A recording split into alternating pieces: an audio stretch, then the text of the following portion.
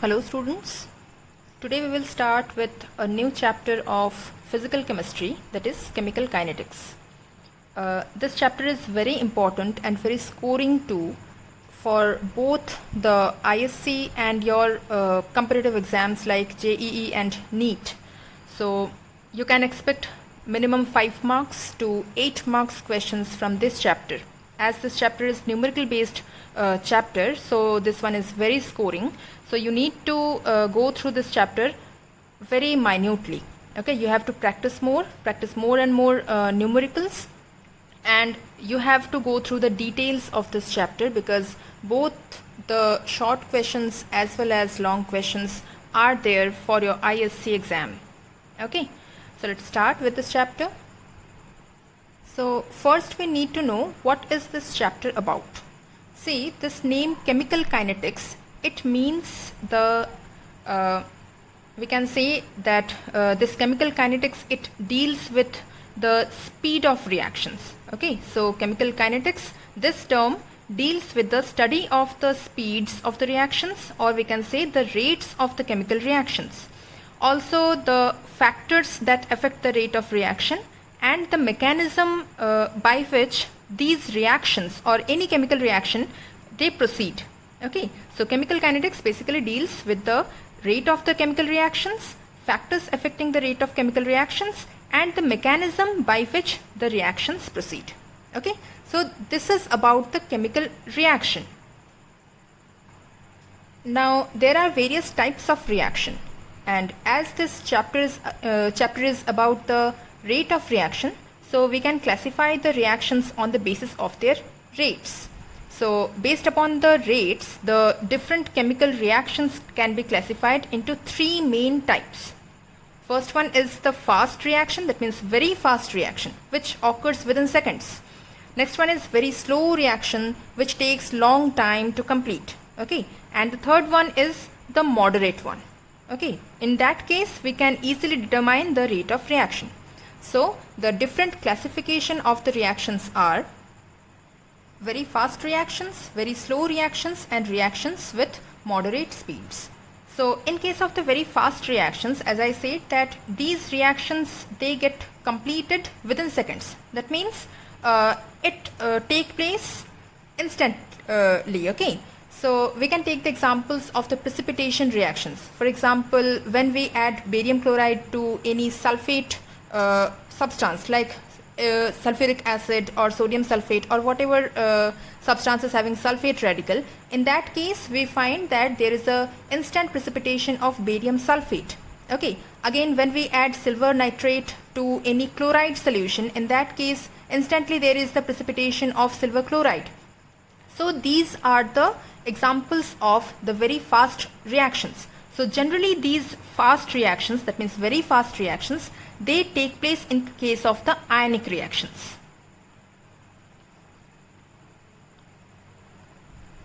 Okay, and we can take the example of precipitation reaction. Now why is this so? Why does this ionic reactions they take place so instantaneously, or we can say that the speed of these reactions is very fast? Why is this so? This is because we know that in case of the ionic reactions or in case of the ionic compounds, as there is the presence of ions, so there is we can say that it will take no time to form the bond or to break the bond. A chemical reaction basically means the bond breaking and bond making, right? So as the ionic bonds means in the ionic compounds there are ions are present over there from the beginning, right? So we can say that the instantaneous nature of the ionic reactions is due to the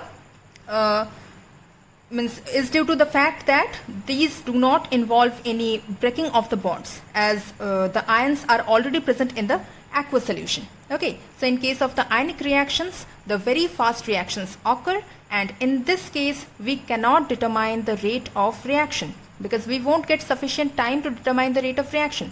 So in case of very fast reactions, we won't be able to determine the rate of reactions. We can take the examples here. Silver nitrate in aqueous solution. Okay, when reacts with, suppose, HCl, dilute 1, so again it is aqueous, it will give the white precipitate of silver chloride, that means it is in solid state, and it will be nitric acid again in aqueous state. Again we can take the example of the formation of barium sulfate. So barium chloride when reacts with H2SO4, it will give the white precipitate of barium sulfate, which is in solid state, and HCl will form. Okay, so in this way we can say that very fast reactions occur within seconds due to the presence of ions, and no bond breaking or bond making takes place in that case, and we cannot determine the rate of reaction in case of the very fast reactions. Now in case of very slow reactions, it takes a lot of time. Okay, for example, we can say rusting of iron. Okay, rusting of iron, it doesn't take place within seconds. Okay, it will take some time to get oxidized, and then rust will form. Again, if we take the example of the radioactive decay, okay, in that case also it will take long years. Okay, it will take huge time to get radiated and change its state, we can say. So in that case also, for very slow reactions we cannot determine the rate of reaction. So in case of the reactions with moderate speeds, we can determine the rate of reaction, because these reactions are neither very slow nor very fast. So they take place at a moderate speed, and we can easily determine their rates. For example, we can say the hydrolysis of hydrogen peroxide, or decomposition of hydrogen peroxide, we can say. So for the decomposition of hydrogen peroxide, we can write it like this. It will form H2O and oxygen. Okay, so in this case we can say that hydrogen peroxide gets decomposed within a certain time, and we can easily determine the rate of reaction. Again, from this chapter, that is chemical kinetics, you have a practical based on the we can say the decomposition of sodium thiosulfate. Okay, the reaction in that case is, this is sodium thiosulfate. When this sodium thiosulfate, it reacts with hydrochloric acid, dilute hydrochloric acid, then we will find that there is a deposition of solid sulfur. Okay, so in that case solid sulfur will form, which will form a deposition over there, and NaCl will form, sulfur dioxide will form, and water will form. Okay, so on balancing it will turn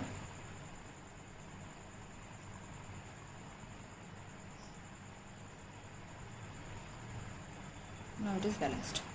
Okay, so in this way we can show that we will find out, we will do this experiment in lab, it is there in your syllabus, and for such reactions where the reaction takes place in moderate speeds, we can easily determine the rate of reaction. Clear? Now what is the rate of reaction? How can you say that this is the rate of reaction? The rate of reaction can be defined as the change in the concentration of reactants with respect to time, or we can say the change in concentration of the products with respect to time. Okay, the term rate means comparing any one term with respect to time, right? So here the rate of reaction is the comparison of the concentration of either the reactant or the product with respect to time. Okay, so if we take the example of a particular reaction, then we can easily get how the rate of reaction is determined. Let me show you. Here for the reaction R2P, that means from reactant the product is forming. In this case we can show the rate of reaction either in terms of the concentration of the reactant or concentration of product. If we explain the rate of reaction in terms of the concentration of reactant, then we can say that initially the concentration of the reactant was maximum and there was no product formed. So in that case, concentration of the reactant is a particular value, but the product concentration is 0. But after some time, there will be some loss in the reactant. Okay, some part of the reactant will get lost, and some means the part that has been lost from the reactant, it will be formed in the product, right? So we can express the chemical reaction or the rate of reaction. If we express it in terms of reactant, then we will say that rate of reaction is equal to decrease in the concentration of the reactant with respect to time. And if we express it in terms of product, then we will say that increase in the concentration of the product with respect to time. So this can be represented in this way. And as there is decrease in concentration of the reactant or increase in the concentration of the product, so we can say that there is some change in concentration for both the reactant and the product. So in case of the reactant, as there is decrease in concentration, so we can write it in this way. A negative sign for the decrease in concentration, and as there is a change, small change, so we can put a delta sign for that, change in concentration of the reactant per unit time. This is the change in time. Initially the time was 0. After some time there will be some certain time, whether it is 3 minutes, 4 minutes, 3 hours, 5 hours, whatever it is. Okay. Now in case of the product, there is increase in concentration of the product per unit time, or we can say that there is a time interval. So for that there will be a plus sign due to the formation of the product. Okay, so in that case we will show it in this way. Okay, with a positive sign. Clear? So in this way we will show the rates of reaction either in terms of the disappearance of the reactant or the formation of the product. Clear? Now when the solution is aqueous, that means in aqueous solution, these rates of reaction are expressed in terms of the concentration, that is the molar concentration. But when the solution is in gaseous state, that means for the gaseous reactions, these molar concentrations are replaced by pressure. Now we know that the molar concentrations and partial pressure of a gas in a particular reaction mixture is given by PV equal to nRT, right? So we can write that for gaseous reactions, PV equal to nRT, right? Where P is the partial pressure, V is the volume, N is the number of moles, R is the universal gas constant, and T is the temperature. Now on rearranging, we will write it in this way, right? So this N by V, number of moles per unit volume, is the concentration, molar concentration. So we will represent it in terms of concentration. C is equal to partial pressure by RT. Okay. Now partial pressure means number of moles of the gas by total number of moles. So we can write it with the total pressure, of course. So number of moles of gas by total number of moles into total pressure. Okay, so in this way we will find out the separate rates of the reaction for separate reaction conditions. Okay, and in the 11th standard you have already gone through the chapter that is chemical equilibrium, and in that chapter also you have expressed the chemical reactions in terms of their rates. Okay, rate of forward reaction, rate of backward reaction, right? So you already have the idea how to show the different concentrations of the reactants and products at different time, right? So in this chapter also we have to show those concentration terms of the reactants and products at different time, and then we have to show the rate of reaction, or we have to determine the rate of reaction. Let me show you how. Here first we will show the rate of reaction, means how to determine the rate of reaction for the unimolecular reaction of the type A to B. here the stoichiometry of both the reactant and product is 1. Okay, so as we have done in the chapter equilibrium, that means chemical equilibrium, that how to determine the concentrations terms, or how to express the reactant and product in terms of concentration with respect to time, in the similar way we will do it here. So initially, that means at time t is equal to 0, initially what happens? What is the concentration? The concentration for A is, suppose, A naught. Okay, and initially there was no product formation, so the concentration of the product will be 0, right? Now after some time, that means at time t is equal to t, at any time, at a particular time, in that case the concentration of A will be A naught minus x. Now what is this x? See, after some time the concentration of this reactant will decrease, right? Some part of the reactant will get transformed to form the product, right? So this x is the part of the reactant that has been lost. So the part of the reactant that has been lost will be in terms of the product. That means the part which is lost here will be formed here. So this will be x. That means the concentration of the product will be x now. Okay, so we can express the rate of reaction in terms of both reactant and product. So for the reactant we will write rate of disappearance of A. Now see, as the concentration of the reactant is decreasing, we will put a negative sign here, and then we will show the change in concentration of the reactant with respect to time. Now there is change in concentration, that means final minus initial. So here we will write it in this way. The final one is A naught minus x and the initial one is A naught. Okay, and there is dt, that means change in time. Here it is t minus 0, right? Final time was t and here the initial time was 0. So it is like this. Now here it will turn to be x by t.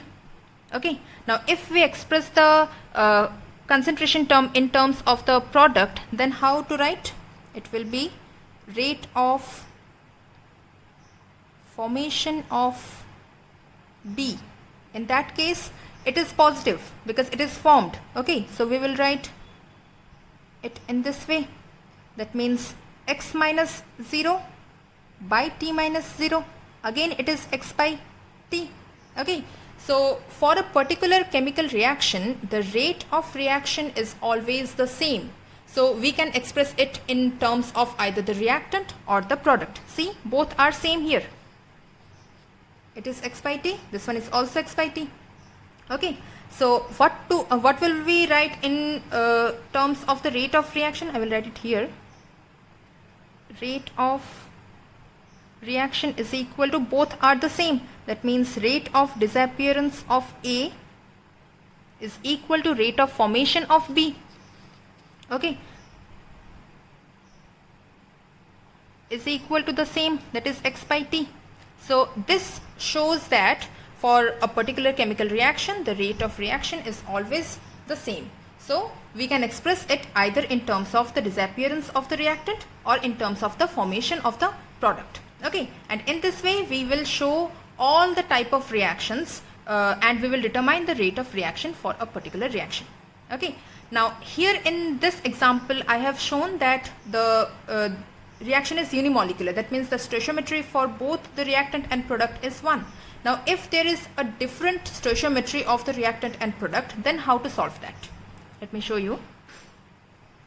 See, for this example you can see here both the reactant and product, they have different stoichiometry. Okay, different number of moles. So in this case again we will represent the concentration terms in the previous manner, that is initially, that is at time t equal to 0, concentration of the reactant is how much? Initial is A naught, right? Suppose it is A naught. Now initially the formation of product was 0. so it would be 0. Now after some time, that is at time t equal to t, in that case concentration of the reactant would be A naught minus 3x. Now why 3x? Because see, 3 moles of reactant is there. Okay, so loss is, if we express, we could have expressed it in terms of x also, but in that case the calculation would be tough. So for simplicity we have taken 3x, because from 3x, that is from 3 moles of the reactant, 4 moles of the product has been formed. So we can show it in this way, that from the initial concentration of the reactant, 3 moles has been lost to form 4 moles of the product. Now is it clear? This is because from the 3 moles of the reactant, 4 moles of the product is formed. So we have, so in this case 3 moles is lost to form 4 moles of the product. Now clear? So again we will express these rates, that means rate of disappearance of the reactant and rate of formation of the product in its own way. So we will write rate of disappearance of A, it is minus dA dt. Okay, so here again it will be A naught minus 3x minus A naught by t minus 0, that means it is 3x by t, right? And for B, rate of appearance of B or rate of formation of B, whatever you write, it is dB dt, concentration of B. So here it is 4x minus 0, so it will be 4x minus 0 by t minus 0, because initially time was 0, final time was t. So in this case it will turn to be like this. Now as I said that for a particular reaction the rate of reaction is same, so we can write rate of reaction is equal to minus dA dt is equal to dB dt. Okay, but look here, in case of the rate of disappearance of A, 3 moles of the reactant has been lost, and for the formation of B, 4 moles of the product is 4 moles of the product has been formed. Okay, so to show the both rate of the reaction same, we have to adjust the coefficients.